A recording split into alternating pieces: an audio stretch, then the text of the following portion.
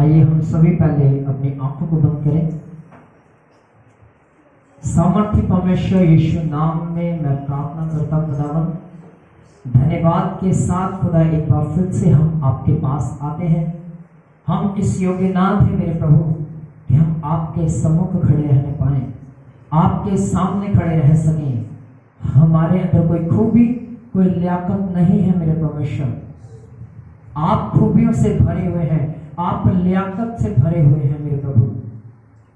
मैं प्रार्थना करता हूँ यीशु नाम में, धन्यवाद करता हूँ इन गवाहियों के लिए प्रभु।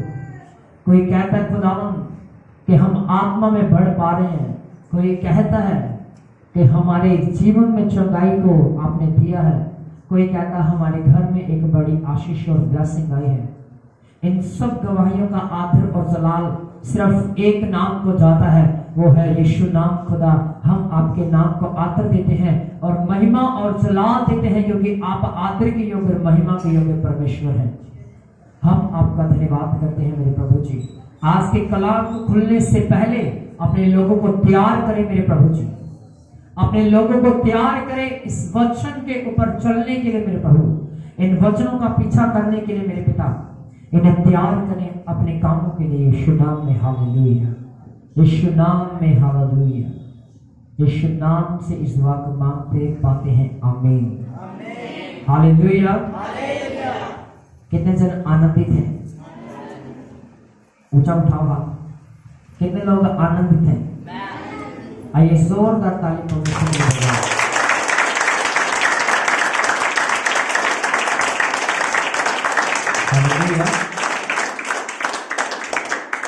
सबसे पहले मुझे ये बताइए कि कौन कौन दीपावली मनाता है?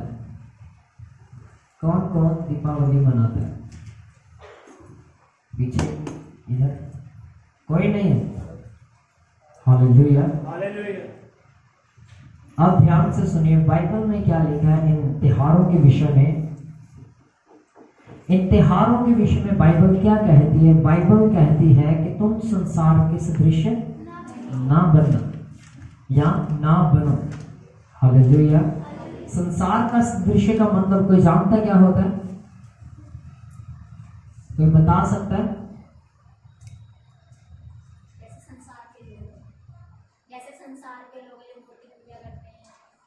हाँ, जैसे संसारिक लोग आज जीवन व्यतीत करते हैं, वचन कहता तुम ऐसा जीवन व्यतीत ना करना।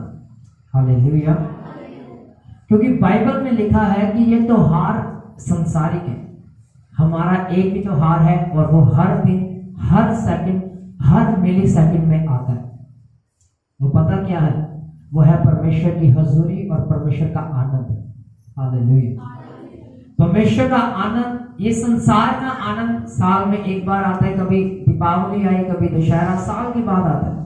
पर जो क्रिश्चियनों का जो त्योहार है वो हर दिन, हर समय और हर सेकंड आता है। हालेलुया। वो क्या है? वो है परमेश्वर की हुजूरी और वो है परमेश्वर का आनंद। बाइबल में लिखा, पौलुस ने हर पत्री की स्टार्टिंग में और हर पत्री की लास्ट में दो बातें लिखी। मैं पौलुस अपनी इच्छा से नहीं बल्कि परमेश्वर के अनुग्रह के द्वारा जो प्रेरित हूं, तुम्हें जय मसीह की कहता हूं, तुम्हें नमस्कार कहता हूं, तुम्हें शालोम कहता हूं। अंत के वचनों में भी वो यही बात कहता है कि परमेश्वर का अनुग्रह, शांति और दया तुम पर बनी रहे। हालेलुया। वो क्यों कह पा रहा है इस बात को? क्योंकि अब वो संसार का सदृश नहीं है, वो संसार के मानिक नहीं चल रहा। जैसे आज संसार चलता है, वो कहता है कि मैं संसार का सदृश नहीं हूं, मैं यीशु मसीह की देह हूं और उसकी समानता में बन चुका हूं। हालेलुया। इफिसियों की किताब में वो कहता कि मैं अपनी दौड़ को पूरा कर चुका हूं। क्या कहता है? जैसे मैं निशाने की ओर दौड़ा गया और अपनी निशाने को पूरा किया, अपनी दौड़ को पूरा किया, वो उस समय था जब वो उसके मसीह में सोने के दिन आ चुके थे। शरीर में खत्म होने के दिन आ चुके थे उसके, तब उसने ये बात बोली कि मैं अपने निशाने की ओर दौड़ा और मैंने अपने निशाने को ग्रहण किया और यीशु की समानता में बढ़ता गया और मैंने आज अपनी दौड़ को पूरा कर लिया। क्या मैं आज आपसे एक सवाल पूछना चाहता हूं, क्या आप अपनी दौड़ को दौड़ रहे हैं या नहीं? क्या आप अपनी दौड़ को पूरा कर पा रहे हैं या नहीं? अगर नहीं तो आज ये वचन आपके लिए है। यदि आप कर पा रहे हैं, यदि आप मसीह में दौड़ पा रहे हैं, तो भी ये आपके लिए वचन बहुत ही सामर्थ्य होगा, क्योंकि ये आपकी और मदद करेगा आगे जाने के लिए। हालेलुया।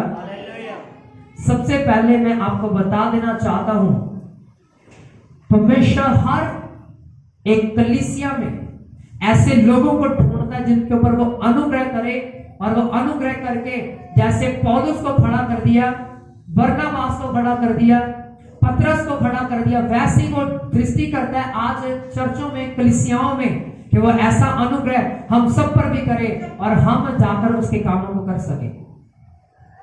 हालेलुया। पर अभी तक तो उसे इस कलीसिया में ऐसा नहीं दिखा, पर जब उसे ऐसा नजर आएगा वो उसे फलवंत भी करेगा, दृढ़ भी करेगा और चट्टान पर खड़ा भी करेगा। हालेलुया। आप समझ पा रहे हैं? अपने पड़ोसी की ओर देखिए और पीछे भी देखिए एक बार कि आज कितने लोग आए हैं। आज बहुत कम आए हैं। हालेलुया। क्यों? वो कई तो कह रहे होंगे कि फैक्ट्री में गिफ्ट मिलेंगे, संडे वाले दिन बोला बाबू ने, क्या आना था, वो आज गिफ्ट लेने के लिए भी गए होंगे, कई कंबल या डिनर सेट की प्लेट या कप वगैरह जो भी मिलता है। हालेलुया। वो आपको हेवन में नहीं लेके जाएगा। वो आपको कंबल इस महीने की ठंड से रोक सकता है, आने वाले 2 महीने की ठंड से वो नहीं रोक सकता जैसे कंबल वो देते हैं। हालेलुया। पर परमेश्वर का सामर्थ्य ऐसा है, परमेश्वर का वचन ऐसा है जो आपको आज और युगानुयुग थापे रहेगा। हालेलुया। वो आपको गर्म रखेगा उसके मसीह में, वो आपको आनंदित रखेगा उसकी हुजूरी में। आइए आज हम निकालते हैं ये हिजकिय्याह की किताब, उसके 22 अध्याय को पढ़ेंगे और उसके 30 वचन के ऊपर जब हम नजर करें, यह हिजकिय्याह की किताब उसके 22 अध्याय उसकी 30 आयत को जब हम पढ़ेंगे तो वहां पर लिखा, मैंने उनमें ऐसा मनुष्य ढूंढना चाहा जो बाड़े को सुधारे, देश के निमित्त नाके में मेरे सामने ऐसा खड़ा हो कि मुझे उसका नाश ना करना पड़े, परंतु ऐसा कोई ना मिला। इस कारण मैंने उन पर अपना रोष भड़काया, अपनी जलजलाहट की आग से उन्हें भस्म कर दिया। मैंने उनकी चाल उन्हीं के सिर पर लौटा दी है। यहोवा परमेश्वर यहोवा की यह वाणी है। हालेलुया। क्या कहता है यहां पर? कहता मैंने एक मनुष्य उनमें ऐसा ढूंढना चाहा जिसके ऊपर मैं अनुग्रह की दृष्टि कर सकूं, पर मुझे ऐसा एक भी व्यक्ति ना मिला। जिसको नहीं मिला है तो प्लीज इधर देखिए, बातें ना करें या इधर उधर ना देखें, ऊपर देखिए मेरी तरफ सभी। मैं आपके लिए फिर से पढ़ रहा हूं, ये हिजकिय्याह 22 का 30। मैंने उनमें ऐसा मनुष्य ढूंढना चाहा जो बाड़े को सुधारे और देश के निमित्त नाके में मेरे सामने ऐसा खड़ा हो कि मुझे उसका नाश ना करना पड़े, परंतु ऐसा कोई ना मिला। हालेलुया। आज परमेश्वर कलीसियाओं में भी ढूंढता है, जैसे इजराइल की कलीसिया में, यानी कि उस 20 लाख की गिनती की जो कलीसिया थी उसमें परमेश्वर ने नजर की और उनमें एक भी ऐसा व्यक्ति उसे ना मिला। पर भाई अगले वचन में 31 में पढ़ोगे तो वहां पर लिखा, उसने उन्हें भस्म कर दिया, जला के नाश कर दिया। हालेलुया। बाइबल को अगर आप पढ़ो तो हर एक युग में, हर एक सदी में एक नबी खड़ा हुआ। क्या खड़ा हुआ? सदी में कितने साल होते हैं? 100 साल होते हैं। एक सदी में 100 साल होते हैं। कितने होते हैं? 100 साल में एक ऐसा नबी परमेश्वर खड़ा करता था जिसके द्वारा वो अपनी प्रजा की अगुवाई कर सके। सबसे पहले किसको चुना? हनोक को। हालेलुया। फिर किसको चुना? नूह को, ताकि वो परमेश्वर उस कलीसिया को, उस लोगों को बचा सके जो संसार में थे। बाइबल में लिखा, बहुत सालों तक नूह ने इस बात का प्रचार किया कि मन फिराओ, वो समय आने वाला जब 40 दिन 40 रात बारिश पड़ेगी इस पृथ्वी के ऊपर, और परमेश्वर इस दुनिया का नाश करने पर है। बाइबल में लिखा, लोग बहुत ही अपनी मस्ती में थे। किसमें थे? वो अपने काम धंधे कर रहे थे। बाइबल में लिखा, शादियों उनमें हो रही थी, झगड़े भी उनमें हो रहे थे, प्रोस्टेट भी उनमें हो रहा था, रोष प्रकट हो रहा था एक दूसरे में, सब कुछ हो रहा था। पर नूह एक ऐसा व्यक्ति था, उसने एक बार उसकी आवाज को सुना। जैसे यहोवा ने कहा जहाज बनाना शुरू कर, वो जहाज बनाने लगा। 430 साल लगे उसे जहाज बनाने में। कितने साल? 430 साल वो जहाज ही बनाता रहा। वो ये नहीं सोचता होगा कि यार परमेश्वर ने तो कहा कि मैं बहुत जल्द 40 दिन 40 रात बारिश करूंगा। 40 दिन 40 रात वो कब आएंगी जब बारिश होगा? 430 साल उसने वेट किया, बाइबल में लिखा। और वो क्या करने लगा? किश्ती बनाने लगा, और फिर बारिश आई, पूरी दुनिया नाश हो गई, पर नूह और उसका परिवार बच गया। हालेलुया। फिर बाइबल में लिखा कि उसने अब्राहम को भी चुना, हनोक को चुना, नूह को चुना, एलिया को चुना, एलीशा को भी चुना। और जब यीशु मसीह जिस युग में पैदा हुआ, आज से 2022 साल पहले, उस समय का कौन सा नबी था आपको पता है? एक ही नबी था उस समय, और उसका नाम था यूहन्ना। क्या नाम था उसका? यूहन्ना उसका नाम था। बाइबल में लिखा, यीशु मसीह ने उसे अपने आगे भेजा और कहा कि मार्ग को तैयार कर, मेरी सड़कें सीधी कर, क्योंकि मैं बहुत जल्द। ये सेम सिचुएशन थी, जैसे नूह के समय में हुआ वैसा ही यहां पर यूहन्ना के समय में भी हो रहा है। यूहन्ना को भेजा गया कि जा मेरे मार्ग को तैयार कर, और वो तैयार करता रहा। जैसे नूह ने परमेश्वर की आज्ञा को माना, अब्राहम ने माना, एलिया ने, एलीशा ने माना, हनोक ने माना। बाइबल में लिखा कि उन्होंने उसकी आज्ञा को माना, और जब यीशु मसीह आया तो लोगों पर दोष लगे। जब यीशु मसीह बातें करता था और फरीसी कहते थे क्या तू हमें पापी कहता है, यीशु मसीह ने कहा अगर तुम ये बात ना कहते कि तुम पापी नहीं हो तो तुम पापी ना ठहरते। अब तुमने अपने पाप को ढांपने की कोशिश की है, अब तुम पापी हो। हालेलुया। क्या करने से पापी हो? अपने पाप ढांप देने से क्या हो? तुम पापी हो। आपको इस बात को हमेशा याद रखना कि हर एक सदी में, हर 100 साल में परमेश्वर ने एक ऐसे नबी को खड़ा किया जो मार्ग को तैयार करता रहा परमेश्वर के, जो सड़कों को तैयार करता रहा परमेश्वर की, ताकि जब यीशु मसीह आए तब लोग ये ना कहें कि हमने तेरे नाम का प्रचार नहीं सुना था। आज एक नबी नहीं है, इस लुधियाना में हजारों चर्चे हैं और हजारों पास्टर हैं। हर गली में आपको एक पास्टर देखेगा, हर गली में एक आपको विश्वासी नजर आएगा। क्यों? क्योंकि परमेश्वर का वचन पूरा होता है कि मैं हर सदी में अपने नबियों को भेजता आया हूं, अपने लोगों को भेजता आया हूं। Hallelujah, hallelujah. और एक ऐसी सदी थी यीशु मसीह के 3500 साल पहले आने से पहले, 3500 साल पहले एक ऐसा नबी था जिसका नाम था दानियल। क्या नाम था उसका? एक दानियल नाम का व्यक्ति जिसने परमेश्वर के लिए स्टैंड लिया, और उसके साथ 3 लोग और जुड़े, और उनका नाम क्या था? शद्रक, मेशक और अबेदनगो। हालेलुया। आज हम इन्हीं के बारे में पढ़ेंगे। आइए हम निकालते हैं दानियल की किताब और उसके एक अध्याय को। ये पेज नंबर है 1031, 1031 पेज नंबर। मैं आपके लिए पढ़ता हूं दानियल की किताब, एक अध्याय, उसके सबसे पहले तो मैं 3 वचन को पढ़ता हूं आपके लिए। यहां पर लिखा, तब उस राजा ने अपने खोजे के प्रधान अश्पनज को आज्ञा दी कि इजरायली राजपुत्रों प्रतिष्ठित पुरुषों में से ऐसे कई जवानों को ला जो निर्दोष, सुंदर, सब प्रकार की बुद्धि में प्रवीण और ज्ञान में निपुण, विद्वान, राज मंदिर में हाजिर रहने के योग्य हों। उन्हें कसदियों के शास्त्र और भाषा की शिक्षा दे। राजा ने आज्ञा दी कि उसके भोजन और पीने के दाख मधु में से उन्हें प्रतिदिन खाने पीने को दिया जाए।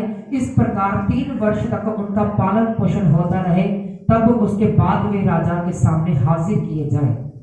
अब ध्यान से सुनिए, ये ऐसे व्यक्ति थे जो बंदी बनाकर लाए गए थे। क्या बनाकर? राजा नबूकदनेस्सर ने उस समय में यहोयाकीम के राज्य पर चढ़ाई की और राजा नबूकदनेस्सर उस पे फतह पाया। उसमें उस राज्य में 4 लोग ऐसे रह रहे थे जिसका नाम था दानियेल, शद्रक, मेशक और अबेदनगो। हालेलुया। एक उस जगह पर बंदी बना लिए गए और खोजों के प्रधान को बोला गया, खोजो अर्थात किन्नर, जो जिसे आज हम किन्नर के नाम से भी जानते हैं लोग, और उनका जो प्रधान था, बाइबल में लिखा, उस राजा ने कहा उसे जाकर ऐसे लोगों को ढूंढ जो मेरे सामने उपस्थित रहे हमेशा। वो विद्वान होने चाहिए, सुंदर होने चाहिए। तीसरी बात, उन्हें शस्त्र विद्या भी सिखाना, हर प्रकार की शिक्षा देना, उन्हें विद्वान पुरुष बनाना। हालेलुया। और आपको पता है, उस राजा ने एक ऑर्डर उस खोजे के प्रधान को दिया, कहा उनके लिए दाख मधु भी बनाया करना। 3 साल तक उन्हें दाख मधु देना, अच्छे अच्छे पकवान उन्हें देना, ताकि वो हष्ट पुष्ट रहे जब मेरी सेवा के लिए आए। फिर बाइबल में लिखा, उस समय दानियेल ने स्टैंड लिया। क्या लिया? स्टैंड का मतलब है क्या? निर्णय लिया। हालेलुया। मैं आपको बताता हूं किसने क्या निर्णय लिया। 6 वचन में लिखा, उनमें यहूदा की संतान से चुने हुए दानियेल, हनन्याह, मिशाएल, अजरिया नामक यहूदी थे। खोजे के प्रधान ने उनके दूसरे नाम रखे, अर्थात दानियेल का नाम उसने बेलशस्सर, हनन्याह का नाम शद्रक, मिशाएल का नाम मेशक और अजरिया का नाम अबेदनगो रखा। परंतु दानियेल ने अपने मन में ठान लिया कि वह राजा का भोजन खाकर और उनके पीने का दाख मधु पीकर अपवित्र ना होगा। इसीलिए उसने खोजों के प्रधान से विनती की कि उसे अपवित्र ना होना पड़े। यहाँ पर उनके लिए एक ऑर्डर था कि उन्हें खाना पीना है, मांस खाना पड़ेगा उन्हें। दूसरी बात, उन्हें दाख मधु पीना पड़ेगा। और बाइबल में लिखा कि यह सब यहूदियों की रीति नहीं थी। जो यहूदी थे वो ये सब नहीं खाते थे, दाख मधु वगैरह नहीं पीते थे, यानी कि मदिरा या शराब जिसे बोलते हैं, कि वो इन सब का सेवन नहीं करते थे, क्योंकि ये व्यवस्था के खिलाफ था। और दानियेल ने इस बात का निर्णय किया कि हम अपनी देह को अपवित्र नहीं करेंगे, क्योंकि हमें यहोवा परमेश्वर ने मना किया है। बाइबल में लिखा, दानियेल ये सब बातें उस खोजे को बताता है और कहता हम ये सब नहीं कर सकते। परमेश्वर ने अनुग्रह की दृष्टि, कृपा दृष्टि उनके ऊपर की और उसको कहा चल ठीक है। फिर उसने कहा कि यदि तू ये नहीं खाएगा तो राजा हमें मार देगा। क्या करेगा? जो राजा है नबूकदनेस्सर, वो हमें मार देगा यदि तू इसका सेवन नहीं करेगा, यदि तू ये नहीं खाएगा। क्यों? क्योंकि यदि लोग उस चीजों को नहीं खाते थे, वो तंदुरुस्त नहीं रहते थे, उनके चेहरे मुरझा जाते थे। जैसे आज हम लोग फास्टिंग करते हैं, हम अपने आप को बहुत, मान लीजिए कोई व्यक्ति 40 दिन के फास्टिंग करता है, उसके बाद वो पतला होता है कि मोटा होता है? मुरझा जाता है ना, उसका शरीर जो कमजोर हो जाता है। सेम ऐसा ही था, वो कह रहा था कि हम ये सब चीजें नहीं खाएंगे, पर खोजे का प्रधान कहा तुम्हें खानी पड़ेगी भाई, अगर तू नहीं खाएगा तो राजा हमें मार देगा। उसने कहा तू 10 दिन तक हमें ऐसा कर, सिर्फ साग पात दे, सिंपल रोटी हमें दे और हमें सिर्फ पानी दे पीने के लिए, हमें और कुछ नहीं चाहिए, हमें तो दुरुस्ती वाली चीजें नहीं चाहिए, हमारा परमेश्वर हमें बल देगा। बाइबल में लिखा 10 दिन तक उसने उन्हें दिया और उनके चेहरे और ज्यादा खिला है, उनके चेहरे मुरझाने की बजाय और ज्यादा सुंदर हो गए, वो और ज्यादा फैटी हो गए, वो हेल्दी हो गए। फिर बाइबल में लिखा, उसने कहा कि हाँ परमेश्वर तुम्हारे संग है। फिर उन्हें विद्वानों की शिक्षा दी गई, उन्हें शस्त्र विद्या दी गई। हर एक बात जो एक सिपाही को होती है सीखना जरूरी होती है, योद्धाओं को सीखना जरूरी होती है, वो दानियेल को सिखाएगी, शद्रक, मेशक और अबेदनगो को सिखाएगी। हालेलुया। अगर दानियेल चाहता तो वो गलत निर्णय भी ले सकता था। अगर आप उस जगह पर होते तो आप क्या करते? अगर मैं आपसे कहूं कि आप दानियल की जगह पर होते तो क्या आपका निर्णय होता? आपका निर्णय क्या होता है कि हाँ हम दाख मधु पिएंगे, राजा के डर से कहीं ऐसा ना हो कि हमें मार डाले, या फिर आप पूरा भरोसा रखेंगे अपने परमेश्वर के ऊपर, अगर हम साग पात की दुहाई दे तो वो हमें साग पात देगा? अगर आप उस समय में होते तो आपका निर्णय क्या होता? आपका फैसला क्या होता? बताइए आप मुझे। आप क्या कहते? क्या आपको सिर्फ दाल रोटी चाहिए, या मुर्गा चाहिए था खाने के लिए, या दाख मधु भी चाहिए था पीने के लिए?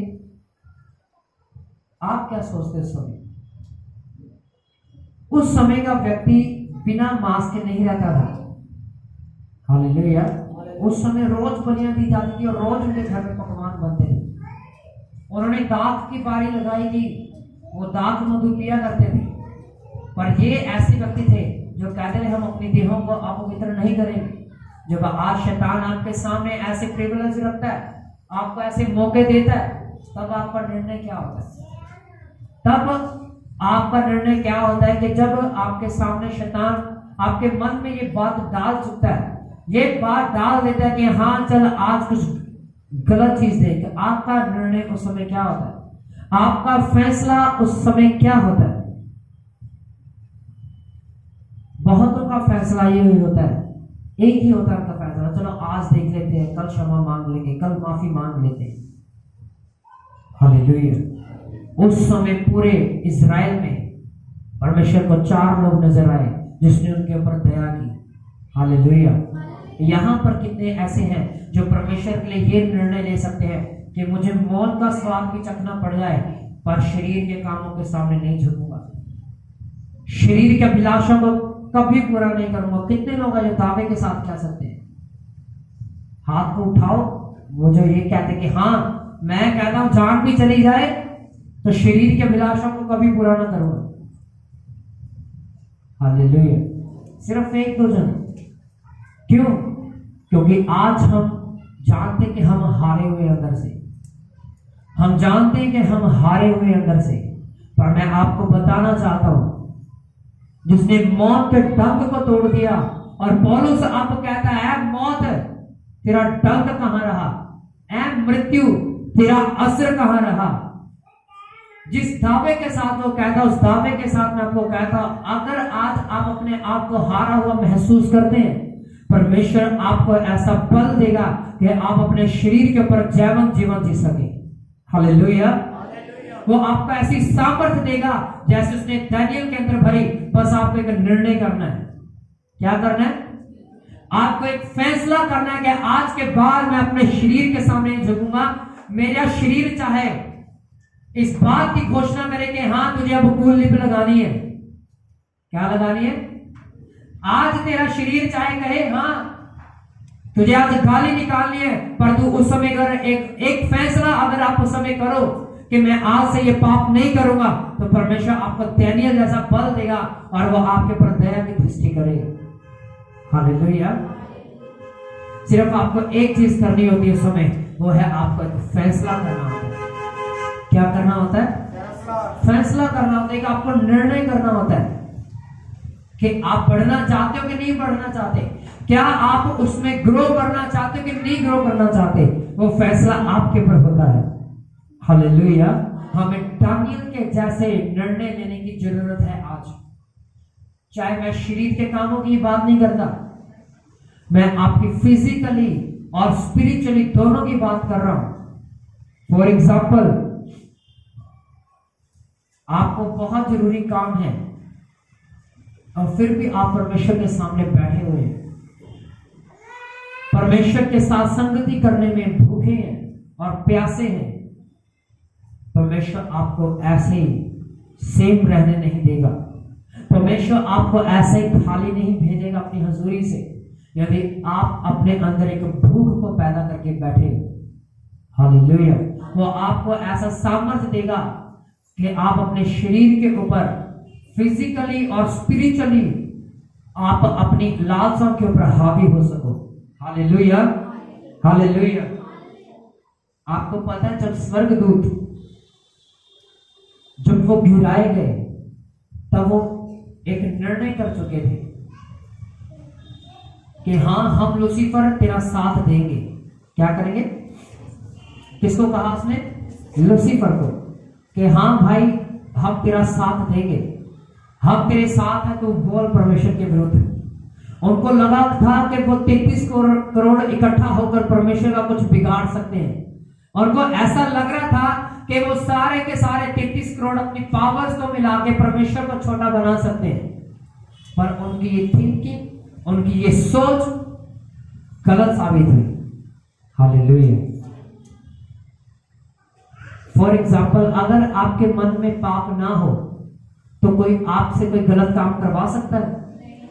नहीं करवा सकता। जब तक आपके मन में ये बात ना है कि यार मैं चोरी करूं या ना करूं, और कोई आपको बहुत बड़ा ऑफर दे दे, 5 करोड़ की चोरी है, सिंपल है, कुछ नहीं करना, उसमें जाना है, बैंक खाली हुआ, कैमरे लगे, कैमरे मैं पीछे से बंद कर दूंगा, जाके तुझे चोरी करनी, 3 करोड़ तेरा, 2 करोड़ मेरा, तो आप क्या करोगे?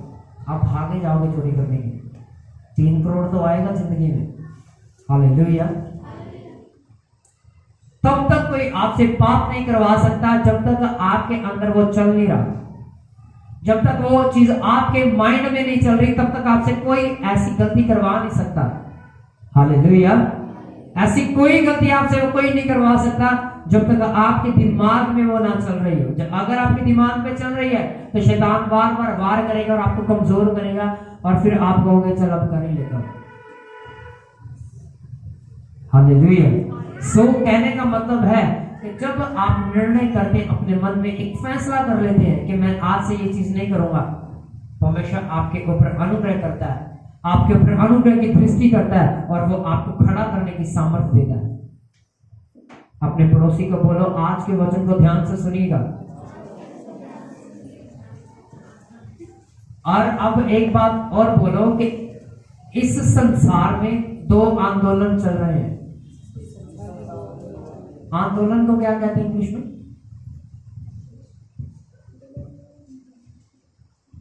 चलो मान लो कि लड़ाई लगा लो। आज संसार में 2 तरह की लड़ाई चल रही है। कौन सी? 2 तरह की। और वो कौन कौन सी मैं आपको बताता हूं। एक है आत्मिक, एक है शारीरिक, एक है परमेश्वर की, एक है शैतान की। 2 लड़ाइयां इस संसार में आज चल रही हैं, और वो 2 लड़ाइयों में आप किसमें जाकर शामिल होना चाहते हो, ये किसका निर्णय होगा? मेरा? मैं कहूंगा अगर जाओ, जाके तुम 25 करोड़ की चोरी करके लेके आओ, कुछ नहीं करना, आप जाओगे? जाओगे। हालेलुया। हालेलुया। वो 25 करोड़ कोई छोटी रकम नहीं है। हर किसी की जिंदगी में लालच आएगा, फिर कहेगा चलो चोरी है, प्रभु से माफी मांग लेंगे, वो तो अनुग्रहकारी है, अनुग्रह कर देगा, माफ कर देगा।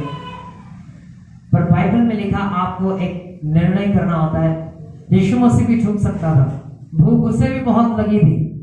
40 दिन का व्यक्ति जो कुछ नहीं खाया पिया, उसको गिरा देना बहुत आसान सी बात थी शैतान के लिए।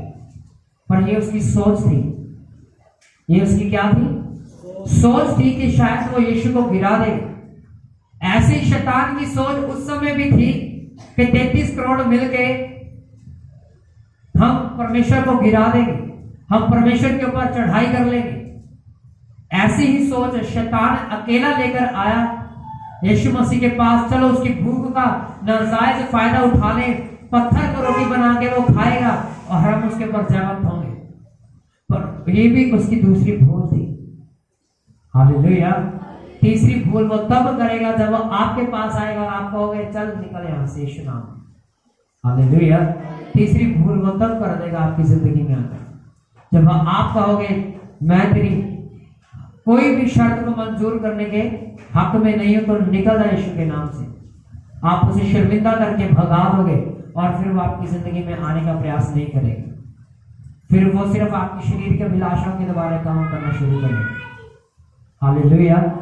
याद रखिए, आपको हमेशा एक निर्णय करना है, एक फैसला करना है।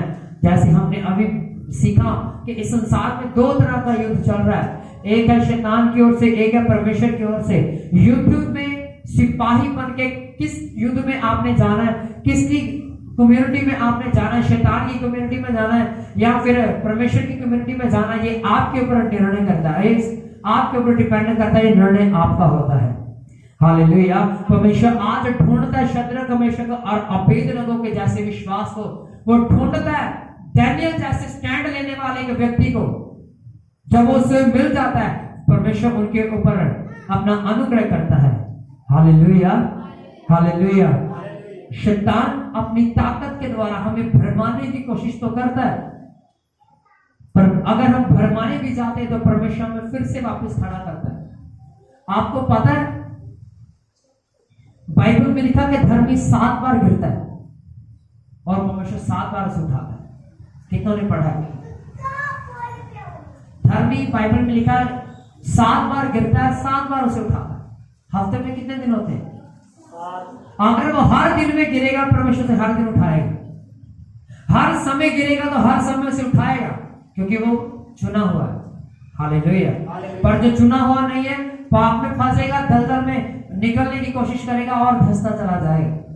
पर जब आप अपना जोर नहीं लगाओगे, अपनी ताकत नहीं लगाओगे, नीति वचन की किताब 3 अध्याय में लिखा, तू अपनी समझ का सहारा ना लेना, बल्कि संपूर्ण मन से यहोवा परमेश्वर पर भरोसा रखना, तब वो तेरे लिए सीधे मार्गों को तैयार करेगा, तब वो तेरे टेढ़े मार्गों को सीधा करेगा और तुझे चलने का सामर्थ्य देगा। हालेलुया। कब देगा? जब हमारा भरोसा किसके ऊपर होगा? परमेश्वर के ऊपर। फिर क्या होगा? तब हमारी सड़कें सीधी हो जाएंगी। फिर हम इस्राएलियों की तरह 50 दिन का रास्ता 40 सालों में तय नहीं करेंगे। वायदा सबके लिए था कि वो कनान देश में पहुंचेंगे, सिर्फ 2 लोग पहुंचे और 20 साल के नीचे के लोग पहुंचे। क्यों? भरोसा, फेथ नहीं था उनके ऊपर, परमेश्वर के ऊपर उन्हें विश्वास नहीं था। परमेश्वर ने बार बार उन्हें स्वर्ग से रोटियां दी, मन्ना दिया। जब कहा कि बारिश हो, बारिश हुई। जब कहा धूप निकले, धूप आई। हर एक काम उसने इस्राएलियों के लिए किया। वो फिर भी अपने मन को कठोर करके बैठे थे। परमेश्वर ने कहा, आज मैं मूसा के साथ एक वायदा बांधता हूं कि ये पीढ़ी कभी कनान में प्रवेश नहीं करेगी। जो लोग कनान देश का भेद लेने के लिए गए थे, मैं उन्हीं को और उन्हीं की पीढ़ी को मैं आगे लेके जाऊंगा। बाइबल में लिखा 20 साल से ऊपर सभी मार दिए गए वहां पर, और 20 साल से जितने नीचे थे वो सभी के सभी कनान देश में पहुंचे। और यहोशू और कालेब, ये 2 ऐसे व्यक्ति थे जिन्होंने कनान देश में प्रवेश किया और दूध और मधु की धाराओं का आनंद लिया। हालेलुया। ये दूध और मधु की धाराएं क्या थी? हमेशा के लिए सुख था, हमेशा के लिए दुख खत्म था वहां पर, हमेशा के लिए परेशानी खत्म थी वहां पर।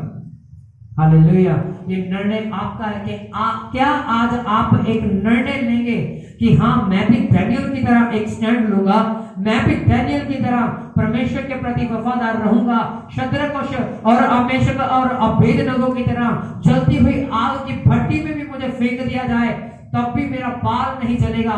ये ऐसा अगर आपका विश्वास है तो कनान देश आपके लिए है। Hallelujah, hallelujah. आपको पता है कनान देश आज के समय में क्या है? क्या है? स्वर्ग। मिस्र देश क्या है? ये संसार। मिस्र से निकाला, कनान को पहुंचाना चाहा परमेश्वर ने, पर आधे तो मिस्र की देश से निकलते निकलते मर गए और कुछ तो कनान में पहुंचने से पहले मर गए। हालेलुया। पता है क्यों मारे गए थे वो? अब मैं आपको बताता हूं। जब आप गिनती की किताब पढ़ोगे तो वहां पर, अगर आप पढ़ो तो वहां पर लिखा, यहोवा परमेश्वर ने कहा मूसा को, कुछ ऐसे लोगों को आगे भेज जो टुरली है, जो एल्डर है इस चर्च के, उस कलीसिया के जो एल्डर थे, उन्हें भेजा, जाओ कनान देश का भेद लेकर आओ कि वो कैसा देश है। वो गए, सभी गए।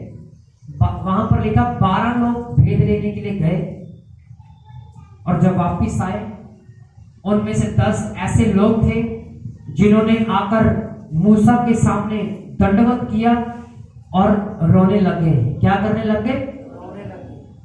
कहते वहां जाना कभी भी हमारे लिए मुमकिन नहीं है। पता है क्यों? क्योंकि अनाकवंशियों का अधिकार है उस देश में। उत्तरी देश में यबूसी रह रहे हैं और पूर्व देश में बड़े बड़े हाइट वाले लोग रह रहे हैं जिनकी 8-8 फुट कद है, जिनकी हाइट 8-8 फुट की है। वो हमें मार डालेंगे अगर हम वहां पर जाएंगे तो। पर वो ये बात भूल चुके थे, जो 16 घंटे समुद्र को चीर कर दीवारों के मानिंद खड़ा कर सकता है, जो गोलियत को मार सकता है, तो क्या वो परमेश्वर उन अनाक वंशों के ऊपर तुम्हें जयवंत जीवन नहीं दिलवा सकता? वो ये बात भूल चुके थे और वो उनके डर बैठ गया था एक मन में कि हम कैसे प्रवेश करेंगे उस कनान में। बाइबल में लिखा हुआ, रोने लगे, सुबह उठे। परमेश्वर ने कहा, इन्होंने मेरे विरुद्ध बलवा किया, इन्होंने मेरे विरुद्ध अपना मुंह खोला। हे मूसा, मैं तुझे कहता हूं कि मैं इन्हें अब खत्म कर दूंगा, यदि तू बीच में आएगा तो तुझे भी खत्म कर दूंगा। हालेलुया।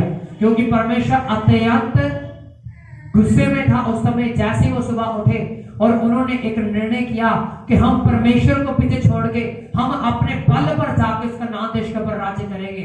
बाइबल में लिखा, लाखों लोग उसका नाम देश में मार दिए गए। अभी पहाड़ पर चढ़े थे, पहाड़ को उतरने ही वाले थे, कि नाम देश में पहुंचने वाले थे, उनको मार दिया गया अनाक वंशियों के द्वारा। क्यों? क्योंकि वो अपनी बुद्धि का सहारा लेकर चल रहे थे। हालेलुया। उनके साथ परमेश्वर की हजूरी नहीं थी, परमेश्वर का आत्मा उनके संग नहीं था। परमेश्वर का हाथ उनके ऊपर से हट चुका था और सिर्फ 2 लोगों के ऊपर था, वो थे यहोशू, कालेब, हारून और मूसा। हालेलुया। आप सोच रहे हो तो अभी तो 2 बोला, अभी तो 4 गिनती करवा दी। 2 लोगों में इसीलिए बोला क्योंकि वो भेंट लेने के लिए उनके साथ गए थे, और 2 लोग हारून और मूसा वहीं पर थे, छावनी के अंदर, मिलाप वाले तंबू के पास। हालेलुया। कहने का मतलब है, जब हम अपनी समझ का सहारा लेंगे अपनी विपत्ति से लड़ने के लिए, अपनी बीमारी से लड़ने के लिए, तब हम नाश होंगे। ये एक उदाहरण थी बाइबल में। पुराना नियम पूरा उदाहरण से भरा पड़ा है आज के लोगों के लिए। आप अपने जीवन को सही कर सकते हैं पुराना नियम पढ़कर। हालेलुया। पुराना नियम पढ़कर आप अपने आप को जान सकते हैं कि क्या आपके अंदर ये कमियां आपके अंदर भी तो नहीं पाई जा रही जो इस्राएलियों के अंदर थी। वो आपको ढूंढना है अपने अंदर। हालेलुया। मैंने पिछले दिनों में बाइबल स्टडी में ये बताया कि गलातियों की किताब 5 अध्याय के 19 वचन के द्वारा आपको अपने अंदर कमियां ढूंढनी है, और फिर 22 वचन के द्वारा अपने अंदर आत्मिक फलों को भी ढूंढना है। क्या तुम्हारे अंदर वो आत्मिक फल है, या क्या तुम्हारे अंदर वो शारीरिक लालसाएं आज भी पाई जाती है? यदि पाई जाती है, उन्हें प्रार्थना की विधि पर रखो और परमेश्वर के सामने प्रार्थना करो। हालेलुया। हालेलुया। कितने लोग हैं जो आज से ये निर्णय करते हैं कि मैं डैनियल की तरह बनने की कोशिश करूंगा और ये निर्णय करूंगा कि मैं परमेश्वर की आज्ञा को नहीं तोड़ूंगा? कितने लोग हैं आप में से? कितने लोग ये कहते हैं कि मैं अपनी समझ का सहारा नहीं लूंगा जैसे उन इजरायलियों ने लिया और मार दिए गए? कितने लोग ये कहते हैं कि मैं आज परमेश्वर के वचन के द्वारा चलने की कोशिश करूंगा? हालेलुया। हालेलुया। परमेश्वर आपके हाथों को देखता है और परमेश्वर आपको इस वचन के द्वारा चलने का अनुग्रह प्रदान करे। हालेलुया। आइए अपनी आंखों को बंद करें सभी। सामर्थी परमेश्वर यीशु नाम में मैं प्रार्थना करता हूं, खुदावंद आपका आत्मा, आपका होली स्पिरिट मेरे पिता इन सब की जिंदगियों में मेरे पिता कब्जा करे यीशु नाम में। मैं प्रार्थना करता हूं जो वचन इन्होंने आज इस समय इस जगह पर सुना, इनकी जिंदगियों में 100 का 100 गुना फल लेकर आए और आपके नाम को बड़ी महिमा मिलने पाए। अंधकार जो इस बीज को चुराना चाहता है, यीशु के नाम से उसमें डांट देता, बात कर मत बोलता यीशु नाम में। अपना हाथ बढ़ाइए और अपने हाथों से इनके हृदय की जमीन को सींचे मेरे परमेश्वर, ताकि बीज खुदा इनकी गहराई, दिल की गहराई, इस दिल की जमीन की गहराई में जाके 100 का 100 गुना फल लेकर आए। हम नहीं चाहते ये 30 गुना बढ़े, मैं नहीं चाहता है 60 गुना बढ़े, मैं चाहता है 100 का 100 गुना बढ़े यीशु नाम में, और आपके नाम की बड़ी महिमा होने पाए। आदर आपके नाम को देते हैं, यीशु नाम में इस दुआ को मांगते हैं और पाते हैं, आमीन। हालेलुया। आइए अब ये समय है कि हम अपनी भेंट को